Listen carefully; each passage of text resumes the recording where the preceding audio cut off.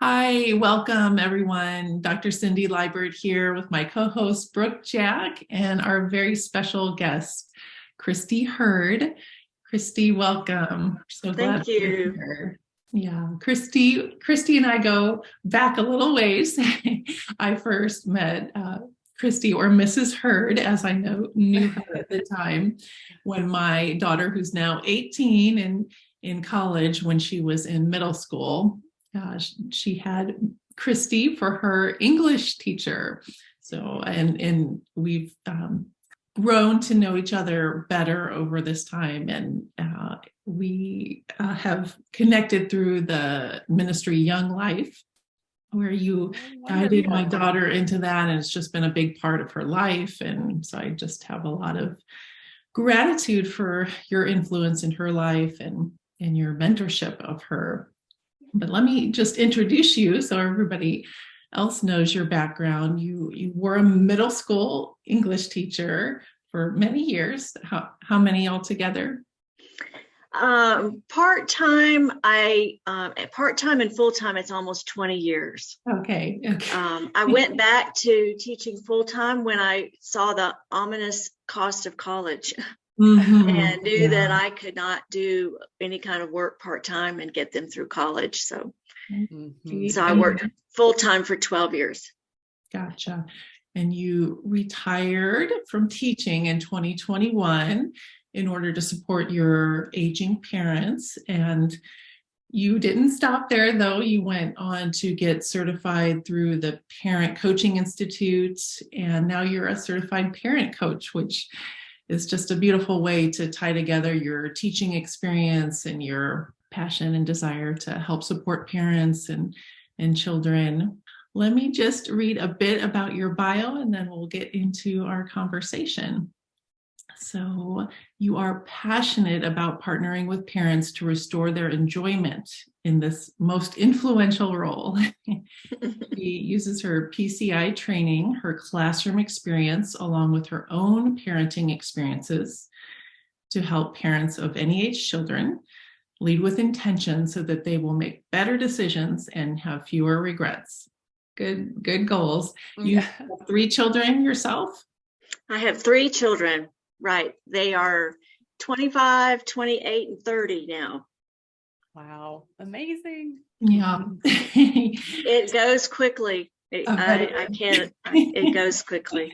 I am definitely appreciating that now that I have one in college. It's just become so much more poignant to know how quickly they go. So I'm soaking up every Yes, month. Good for you. Mm-hmm.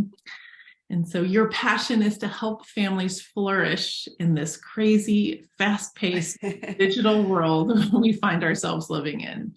And you offer one-on-one parent coaching and also group coaching and workshop teaching. You just mentioned before our session here that you are working actually with the school system, doing some workshops there, which is super fantastic. We're just so delighted to have you here, Christi, and I'm excited to share some of your wisdom with our listeners. Thank you. Parents or grandparents or have children in their lives in some fashion. So just tell us a little bit more about your ministry, this parent coaching. What motivated you to do that? In the classroom, one of the things that I was aware of over and over again and yet felt helpless was how could I support parents more? As you know, a classroom teacher is so busy all the time. And when I would go into conferences, I would have my plan on how I was going to help the child.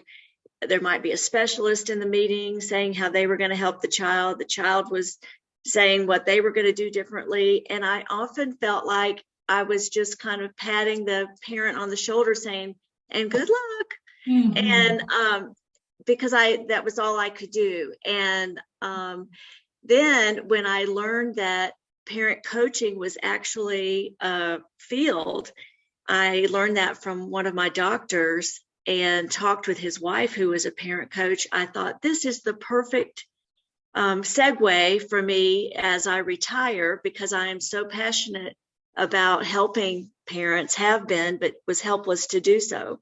So I went into a year-long, very intense training program. I felt like I was getting another master's degree, over 100 hours of clinical coaching. Wow. And just was certified last spring.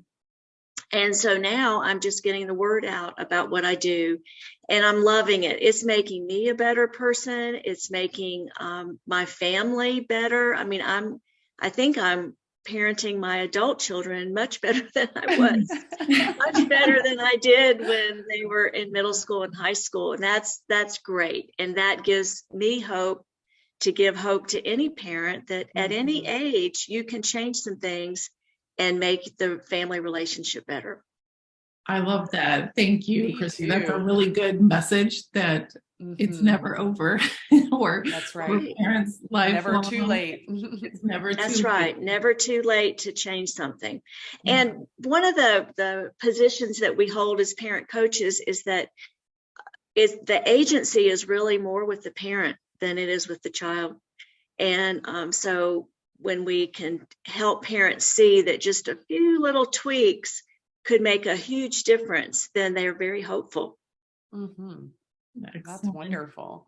Well, I'm curious what you've learned about through your experience being a middle school teacher, and then also with the parent coaching training. How much did you get into like the neuroscience of adolescent brain development and how to work with that teenage brain?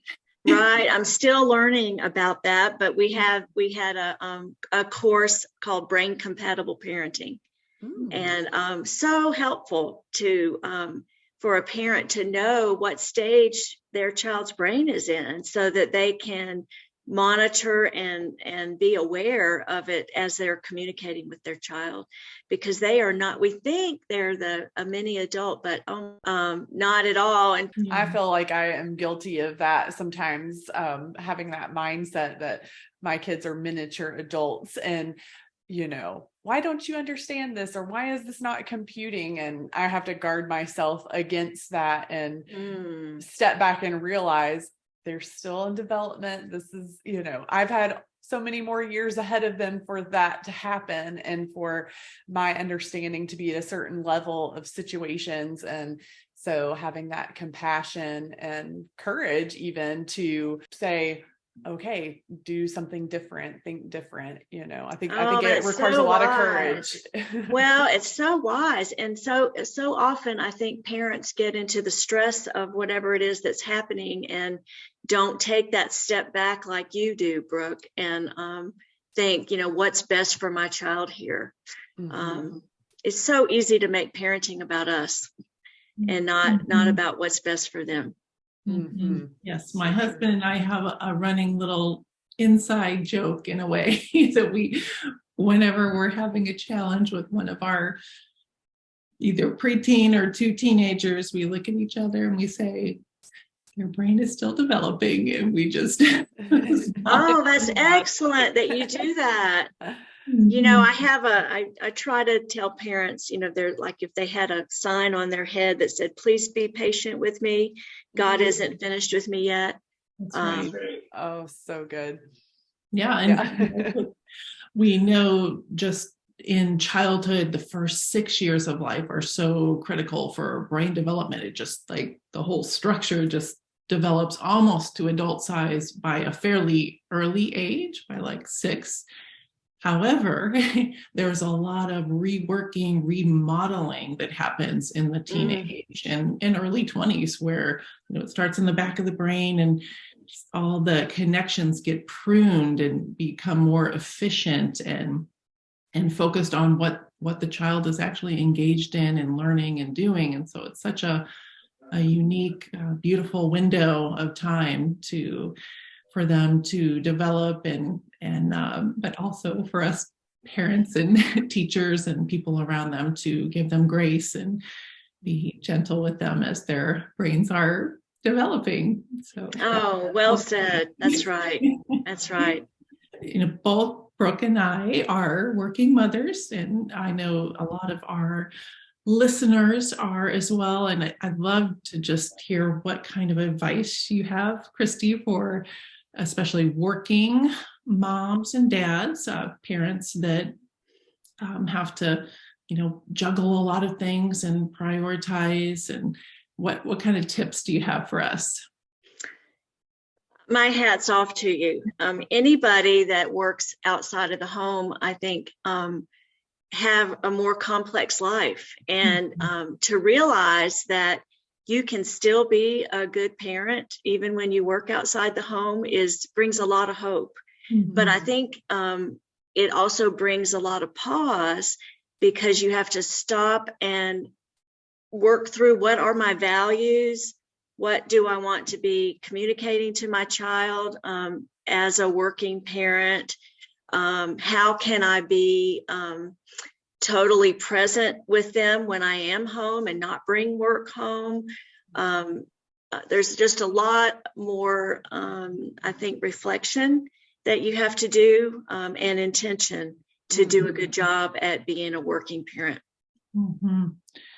Yeah, the values, that's feel like I've got that one down. But bringing work home is so challenging because of the nature of my job, and patients, their concerns don't stop during working hours.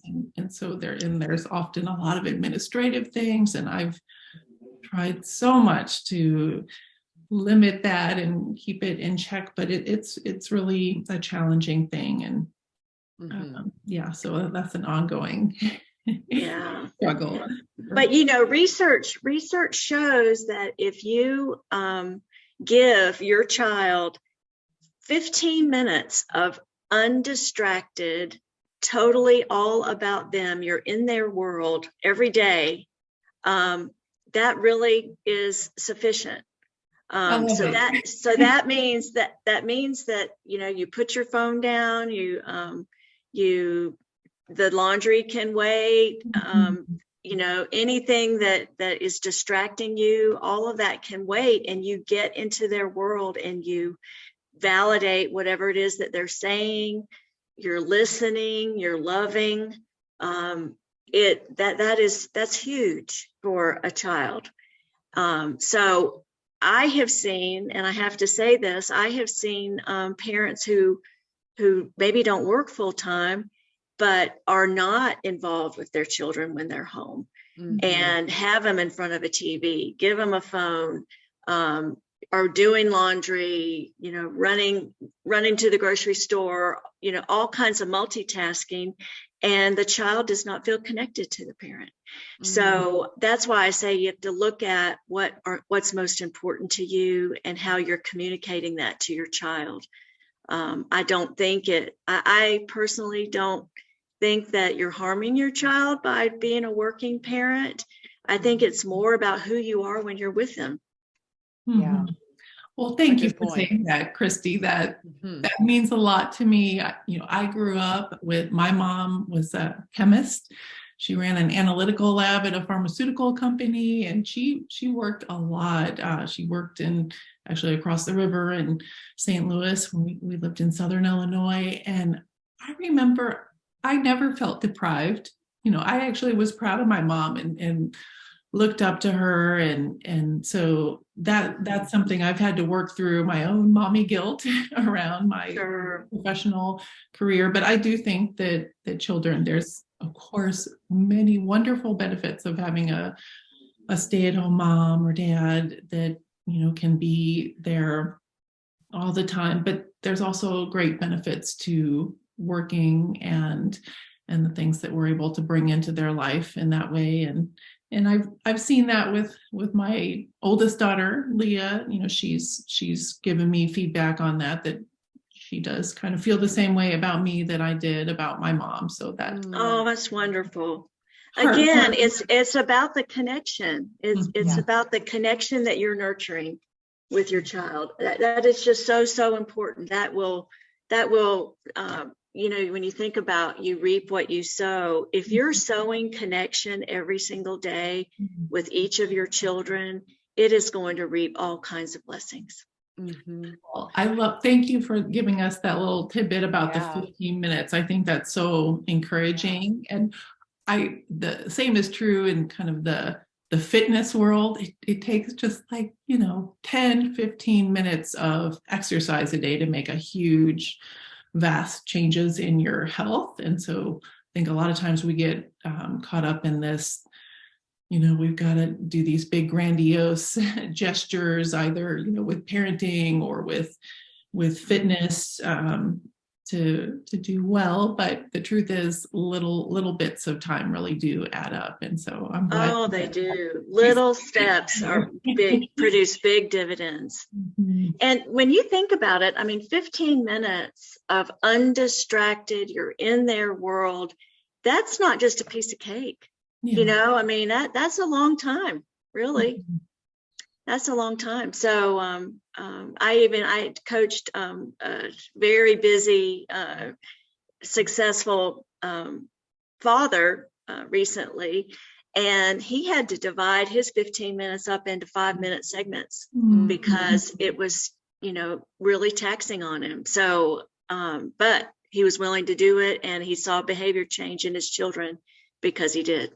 That's Yeah. super. One of the blessings of today being a 2-hour delay with the weather here in Yes. Nashville, that I got to drive my teenager to high school, and we had 20 minutes of undivided time. That's and wonderful. laughing What? and sharing. Oh, that's great. It was just really a lovely morning. So I'm grateful. Yes, very good. Connections. One of the things that I've experienced too, just as a child with a working mom who is a school teacher, and like you said, school teachers are constantly busy and, bringing work home. But my mom engaged us with some of her work when she brought it home. She would let us help grade papers or help decorate in the classroom when she had to change out things for different units, bring us and involve us so that we could kind of appreciate a little bit more what she was doing. And we felt a part of it, not just,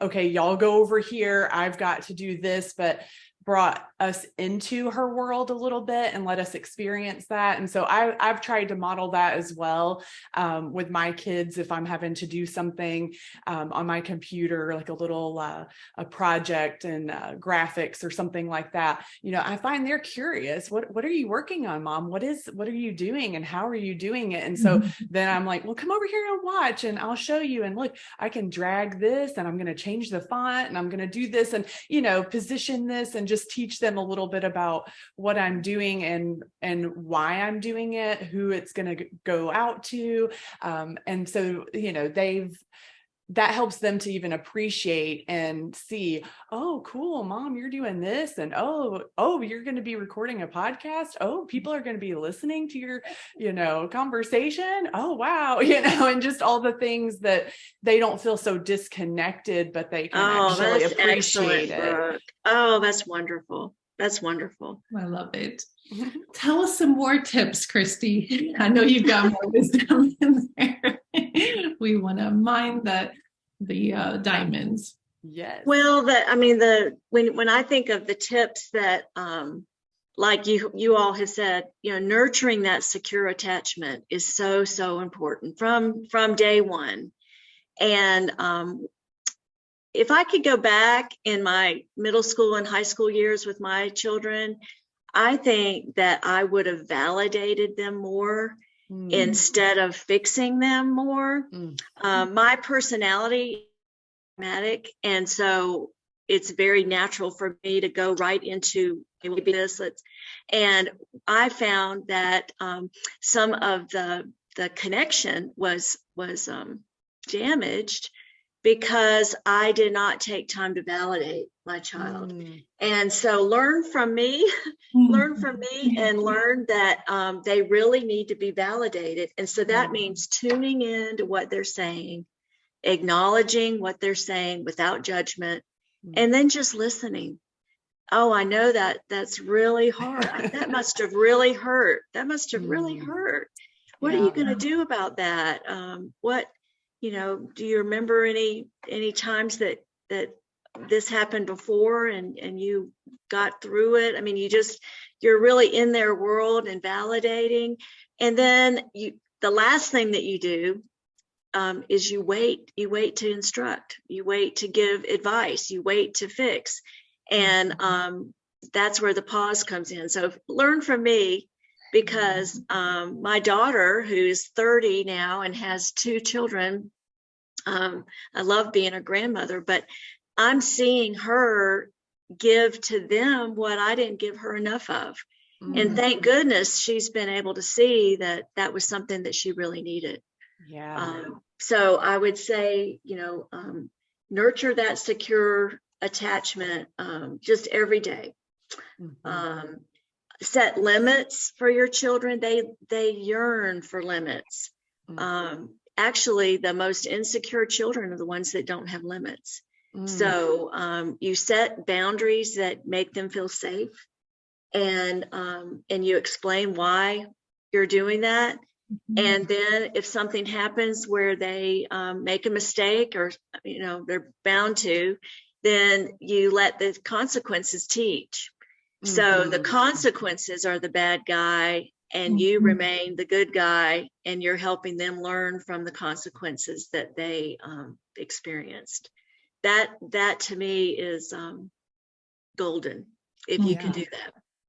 I really like that you bring up to explaining to them why you're doing something or why you're setting a certain boundary, because, I remember even in the time that I was growing up, there was this kind of mindset of you just do it because mom and dad are the authority, and it's because we say so. And I think that it is important that kids learn to honor and respect their parents as the authority figures and the leaders in their lives, and learn to honor that and not constantly be questioning that. But I also have found in my own life and my kids' lives that they really benefit from understanding why, and they're curious to know why, and that actually helps them to cooperate with the boundaries that you're setting. So yeah, I don't know if that's something that you've seen transition over the years in parenting, but I think our kids are curious about why, and are capable of grabbing hold of that understanding earlier than sometimes we think. I think you're right. The best parenting approach is a firm and a kind approach. It gives them a sense of safety and love when you can be that kind of parent. Can I share one more tip? Sure. Yes. Keep them coming. Another tip is what we called when I was in my training the paradox of self-care. We always think that it's our children's needs that we have to put first, and yes, they are very, very important. But if you don't have anything to give, then they are the ones that have to pay for it. So it's important to think about, what do I need as a human being to make me feel confident and happy and connected to others? What can I do? How can I put time in place that I can start filling my cup so that I have something to pour out when I'm with my family? And as you have said, Cynthia, that it's the little blocks of time. So I coached a parent. This actually was another father who the wife wanted him home right away from work, and he was already feeling like a terrible dad. And I said, well, what do you do to take care of yourself? And he said, I don't have time to do anything. She wants me right home. And I said, what do you enjoy doing? And he said, well, I really like working out. And I asked the wife, do you think that you could give him 30, 45 minutes to run by the Y before he gets home? And, well, I can try. And she said, he's a different person when he comes back. And so just acknowledging and recognizing what you need to help you feel good about yourself makes you so much more present in the lives of your children. So I would encourage you to put yourself first and realize that you're really doing it for them. Yeah. Thank Wow. you for That emphasizing is that. a game changer. Very wise. It really and is. and I think I figured that out maybe The hard way. 7 years ago after I just burned myself out. But it does help to remind myself that the reason I do set aside these blocks of time for exercise and downtime to take care of myself is so that I can fully show up and be a good mom and be there for my patients and my husband and all of those things. So it's not selfish to set aside time for yourself and take care of yourself even before others, because it's just that whole putting your oxygen mask on first. It really is. Yeah. And you need it. You need it every day. Yeah, absolutely. So if you were someone's parent coach, take us through the process that you go through with them. Do you do like an evaluation, or what's your system? Well, that's a very good question. Because I do one-on-one coaching, group coaching, and then as you had said, I teach workshops. But I'm coaching a parent right now who attended one of my workshops and said, "Wow, I just want to go deeper than what you presented." So we start with, they just kind of table everything that's challenging to them. And then we look at what are the strengths that you see in your family, because the approach that I take is a strength-based approach. With there's an approach called appreciative inquiry, that the more that we can bring life to the system and find life in the system, there's more hope and vitality for parents who are parenting. So once they share their challenges and we talk about the strengths in their family, then we start talking about what they want to change, what's different, what would they like to be different. And that takes a lot of time to kind of enunciate and be clear about that. But once they can kind of be specific about what they want, then together, I'm just a thinking partner. I'm not a super nanny who comes in and tells them what to do. Together we look at what they want and how they can get more of that. And so I might share research, I might share my own experience, I might let them tell me what really happens when they're home. And then together we create action steps that they feel like they can take. And then they start trying those action steps and then come back and we revamp and go at it again. So it's kind of, it's like a fitness coach. You start with what they already know, what they're good at, and then you just help them get stronger. Beautiful. I love that the strength-based, you called it appreciative inquiry, is right. Coach. Right. It's so like one of my first questions when I talk with them each week is, what's going well? Tell me what's going well in your family right now. And it's amazing what that does. It already, just asking that question and thinking about it gives the parent hope that, things do go well in my family and I can create good environments in my family. And it usually fuels their willingness to try new things. And it's really wonderful. I use the word magical. I just think that as they do that process with me, change begins to happen and they're just astounded. It's fun for me too to watch. That's beautiful. You're actually modeling for them how they can do appreciative inquiry with their children, because that's true. Beautiful. Right. I mean, the more that they can find the life in their system, the more they can give. Yeah. I always like to tell them, you're a life giver. So beautiful. I recently overheard a conversation. Someone was sharing about the root of the word inspire means to breathe life Breathe. into. Oh, I Yes. love And that. that's just a beautiful kind of metaphor for Yes, it is. ministry, and how I'm sure your Christian faith influences the parent coaching and doing just what Jesus came. Well, I just think it's the most important job you'll ever have. You cannot replace yourself. You can replace yourself in every other area.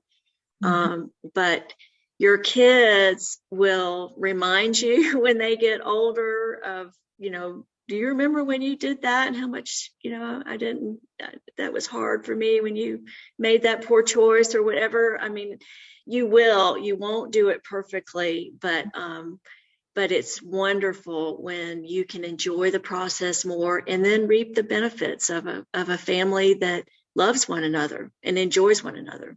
Yeah, that is beautiful. Share a little bit more about how your faith infuses or informs how you are a parent coach.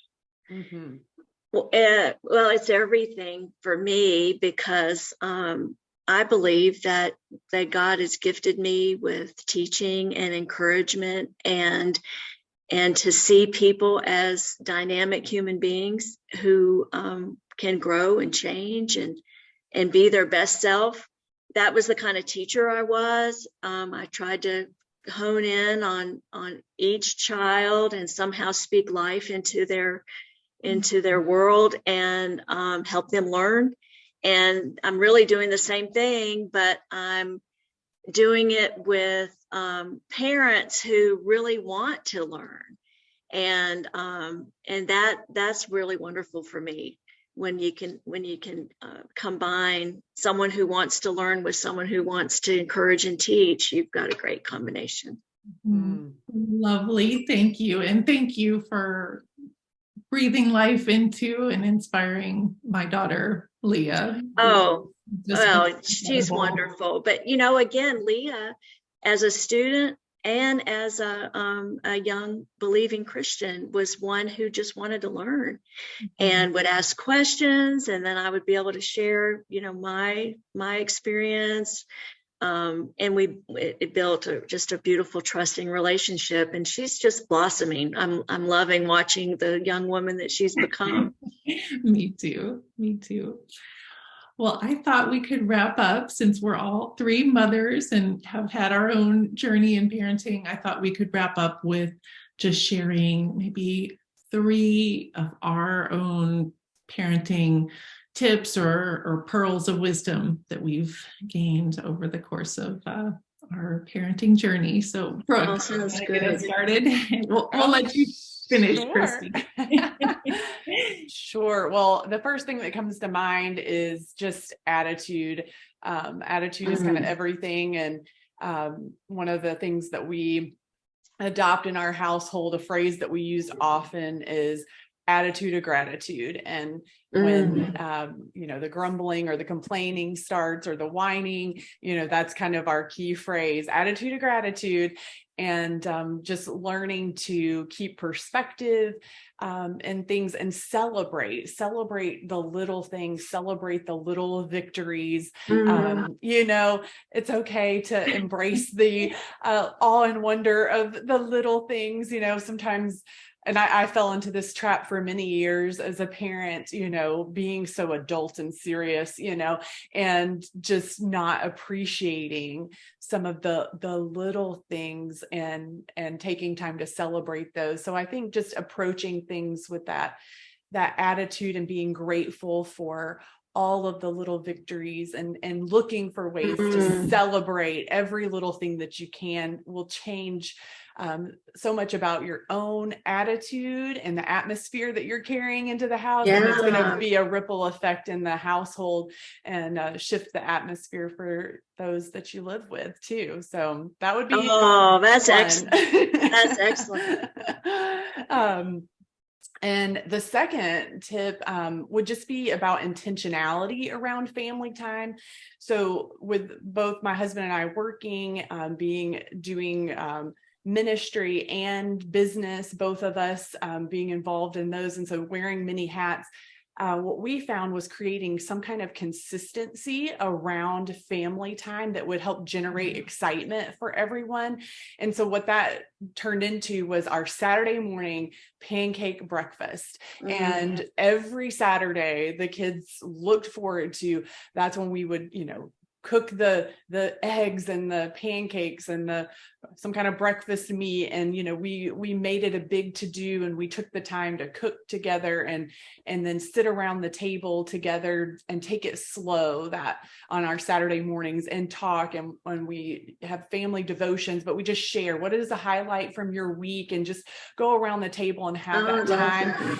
And so, it may not be something that everybody can do every single day, but I think where you can create consistency, do it and protect that time. And that will just generate the anticipation and excitement around that togetherness. And then the third tip would be to stop comparing yourself and your kids to others. This is a phrase that goes through my head often when I start falling into that trap of comparing my kids' behavior or reactions or responses and situations to other kids, as I go, they don't have the same DNA. I think to myself, my kids have certain propensities and personality traits that are wired in their DNA that are not the same as others. And, and our lives are completely different than that person across the table there, and so it's okay to, recognize that there are differences and to not get caught in the trap of comparison, because that just robs you of so much joy and appreciation. And just that's so true. You, just in this place of negativity and feeling not enough. And so instead of comparing, focusing on your family and the nuances and investing there. So those would be my three. Oh, that's wonderful. I love that. I will use those if that's okay. Oh, certainly. Has a lot of wisdom in my coaching. Thank you. You're welcome. Fortunate children that you have. Oh, raised by thank you. And the kids. Your Saturday morning. Yes, the Jack Pack. We do. We have lots of love in the household, and that's great. You have to share about the sign above your head, Brooke. I love that story. Oh yes. So it says "Thanks, loving," and that sign was birthed out of my youngest son, William, who just turned 6. When he was about 3.5. He referred to Thanksgiving as thanks loving. So it was approaching Thanksgiving time, and we were talking about Thanksgiving dinner, all this stuff. Well, he started asking questions. So when are we having thanks loving? And, it was so cute and adorable. We would laugh at the little, his little mistake in pronunciation. But then we realized, you know what? Yeah, every day can be thanks loving, because, we're practicing gratitude and we're loving. So my sister surprised us with that sign after hearing the story.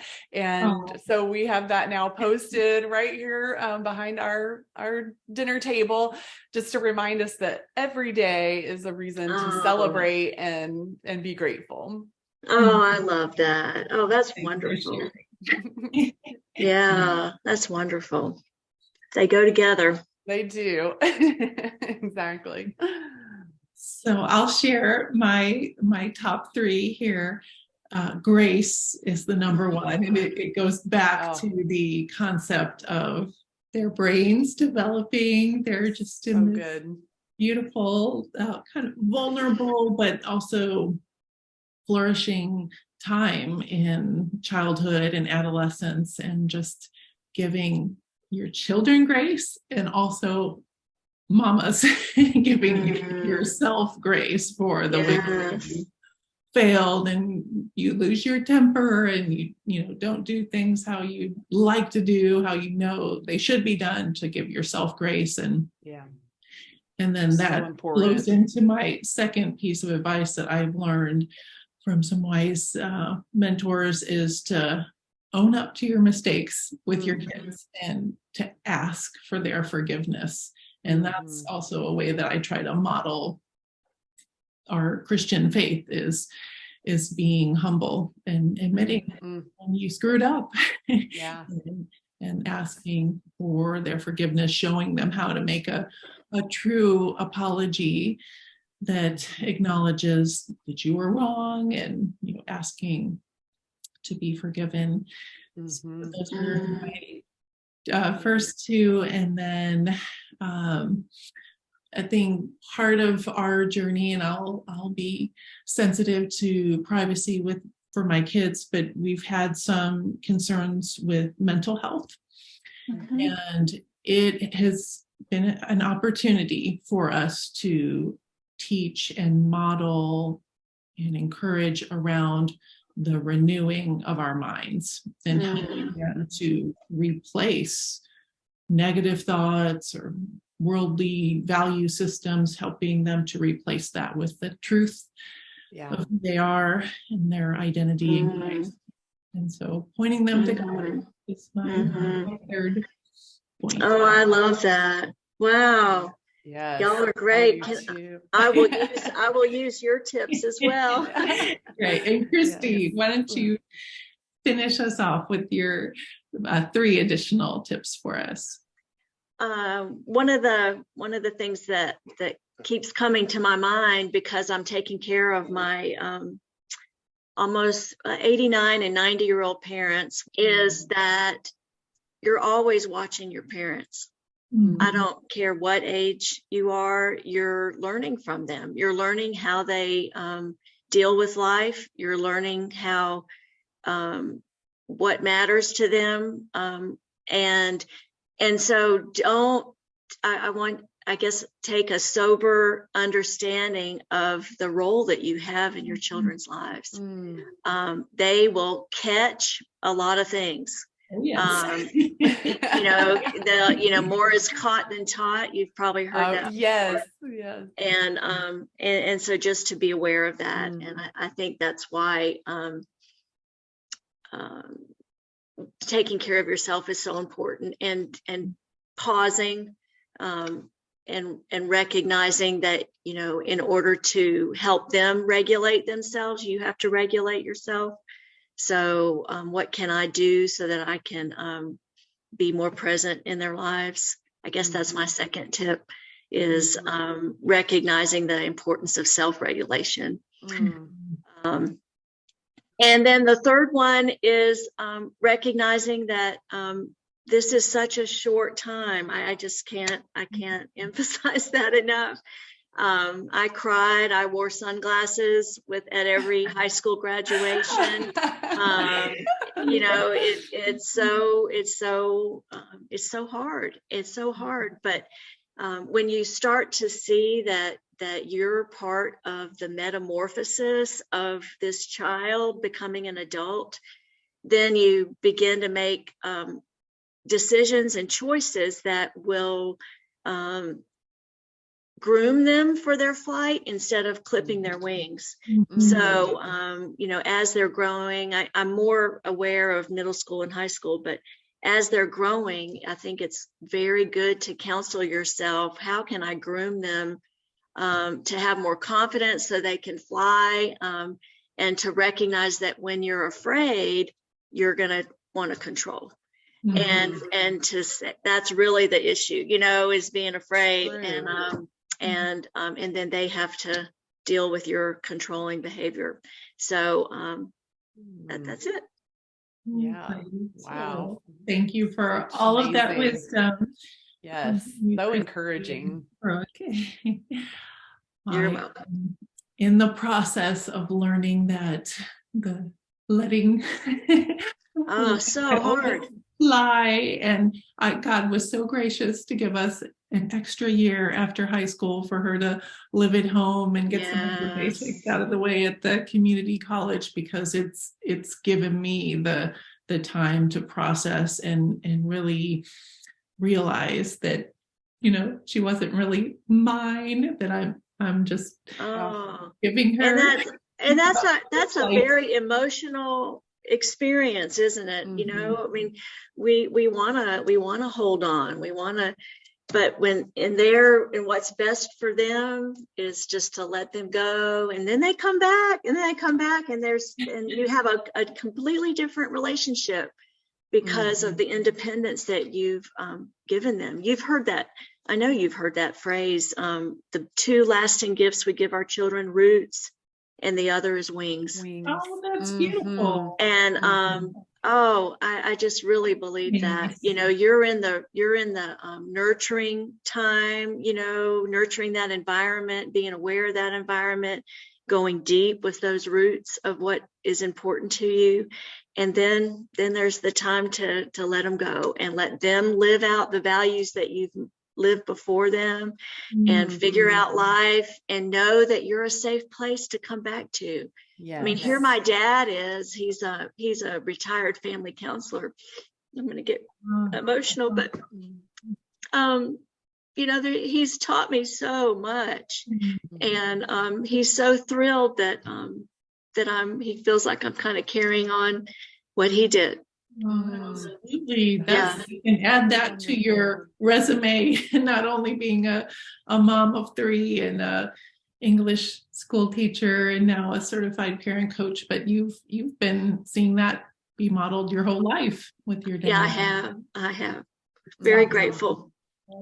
Oh, that's so amazing. Christi, thank you so much for your time today and here to share your wisdom with our listeners. I'd love if you could, if someone wants to work with you as a coach or invite you to do a workshop, how can they get a hold of you? My website is hurdhuddleparentsupport.com, and that's where you can get the information from me and my phone number and everything. I'd love to work with you. And that's HURD. Huddle. Yes. Okay. Yes. Awesome. Yes. Okay. Yeah. Thank you for reminding us too of what a sacred work that we're doing, raising and nurturing and guiding our children. Oh, it is. It is the best thing you'll ever do. Bye, everyone. Thank you. Thank you. Thank you. Y'all are lovely. Bye-bye.